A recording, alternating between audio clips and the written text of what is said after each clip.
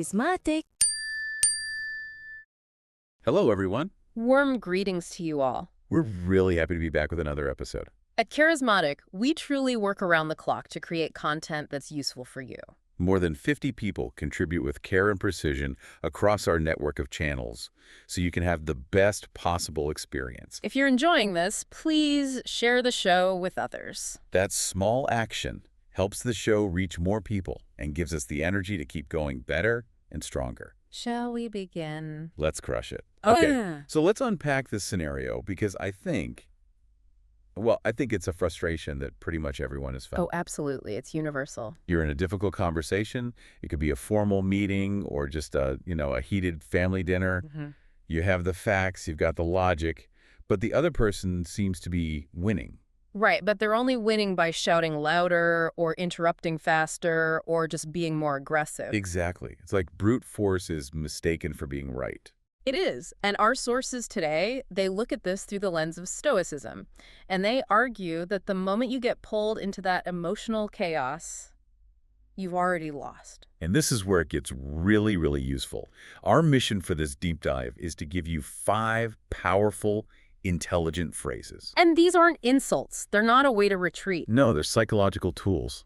They let you maintain complete control and put yourself in a position of mental dominance. Whether you're dealing with a controlling boss, a difficult relative, anyone, really. So the core idea here, the main principle, is that true power isn't about yelling the loudest. No, it's about speaking with such clarity and such profound control that the other person is almost forced to listen to you. They have to play by your rules. It's about mental self-possession as a kind of armor. Precisely. So let's jump right in. The second the volume starts to rise in a conversation, you're being invited to a fight on their terms. Right, a battlefield where logic doesn't matter anymore. And the first step is to just refuse that invitation. Exactly. Your primary goal is to control your own internal state. The moment you yell back, you're basically telling them, yep, you found my button, and now they own the dynamic. Which brings us to our very first phrase, and it's designed to just stop that noise cold. You say, I don't need to raise my voice to prove I am right. It's such a powerful psychological move. When someone is yelling, they fully expect you to either yell back or just crumble. Yeah, fight or flight. Right.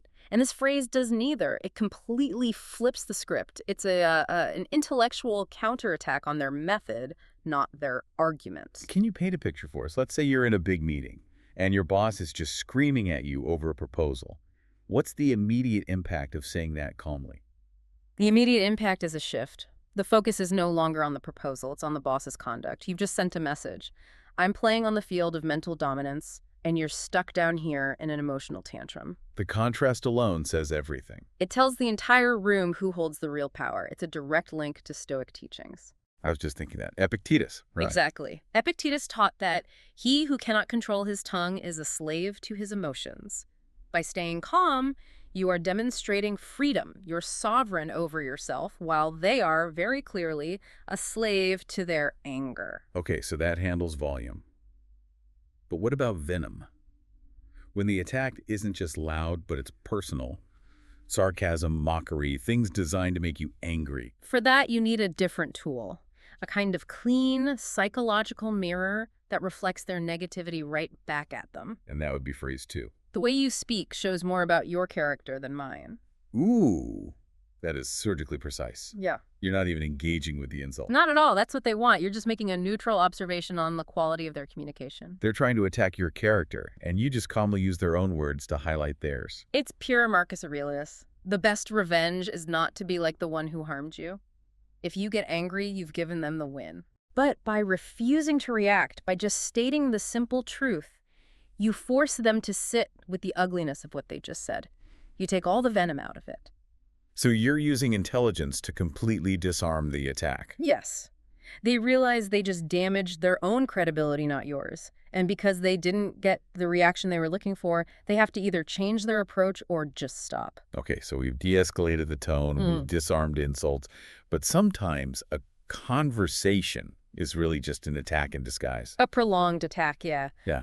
Where they have no intention of listening. So we have to set dignified boundaries. We have to protect our energy, our focus. This is so critical. You know, Epictetus, again, You can't control what other people do, but you have absolute control over what you choose to accept. And that leads right into our third tool. Yeah. This is for when someone is just steamrolling you, Yeah. constantly interrupting, not letting you finish a single sentence. Okay. You say, let's talk when we can maintain mutual respect. Ah, that is a beautiful bit of reframing. You're not running from the argument. Yeah. You're raising the standard for having the argument in the first place.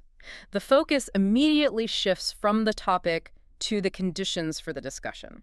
So if a coworker just keeps cutting you off in a meeting, this just stops their momentum.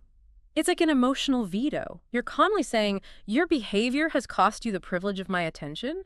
It often creates this stunned silence because they realize their conduct is the problem. Right. They either have to meet your standard or they expose themselves as someone who can't have a respectful conversation. And either way, you regain control. But let's be honest, sometimes the conversation is just a lost cause. Completely futile, yes. The other person isn't trying to discuss, they're only trying to win, or worse, they're just trying to provoke you. You need a clean exit, an escape hatch that still projects strength. Which is phrase 4.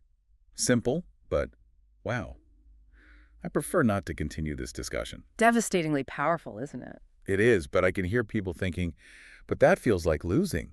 I'm walking away. I'm surrendering. And that's the mental trap. It's not surrender. You're reclaiming control of your most valuable assets, your time, your energy, your peace. So it's a conscious choice. It's Marcus Aurelius again.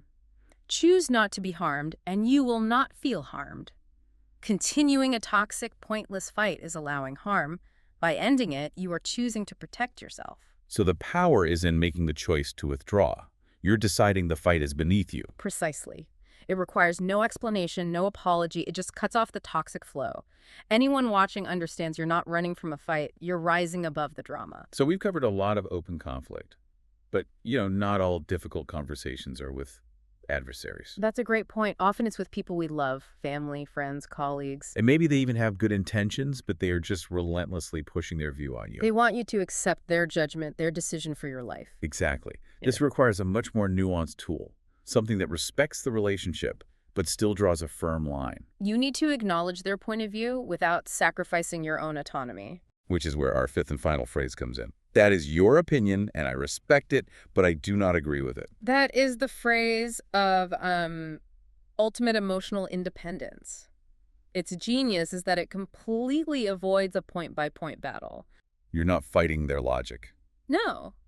By saying, I respect it, you validate them as a person.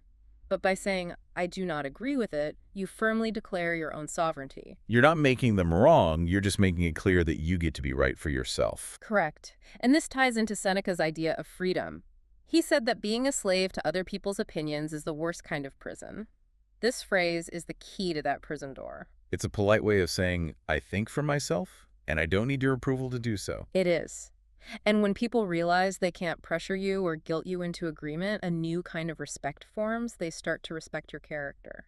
So let's just quickly pull these 5 tools together. Let's do it. We have, I don't need to raise my voice. Your words reflect your character. Let's talk with mutual respect. I prefer not to continue. And I respect your opinion, but I don't agree. And the common thread is that when you deliver them with composure, with confidence, you're not crushing your opponent. You're elevating yourself above the conflict. Right. And that's what Seneca meant. Speaking in anger is like shooting without aiming. These phrases are intelligent, aimed, defensive tools. They protect your dignity by keeping flawless control over yourself. That's real power. Thanks for staying with us up to this point. If it's been helpful, maybe send it right now to one person. Your single share really, really motivates our team. At the end of the day, when you consistently use these phrases, something starts to shift in how people treat you. A real noticeable shift. People listen more carefully. They approach you with a bit more caution. Because you've shown you're not someone who can be easily provoked or manipulated.